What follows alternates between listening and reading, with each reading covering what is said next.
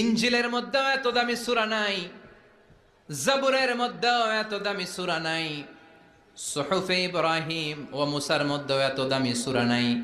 যে দামি সূরাটা আল্লাহ আমাকে দান করেছে ওই দামি সূরাটা হলো, সবাই পড়েন, আলহামদুলিল্লাহি রাব্বিল আলামিন আর রহমানির রহিম মালিকি ইয়াউমিদ্দিন ইয়াকা না'বুদু ওয়া ইয়াকা নাস্তাঈন ইহদিনাস সিরাতাল মুস্তাকিম সিরাতাল লাযীনা আন'আমতা আলাইহিম গায়রিল মাগদুবি আলাইহিম ওয়ালাদ-দাল্লিন।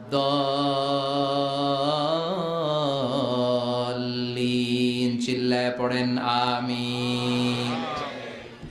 এই সূরাটা এত দামি সূরা, এই সূরার মতো সূরা কোন আসমানি কিতাবের মধ্যে আল্লাহ নাজিল করে? এই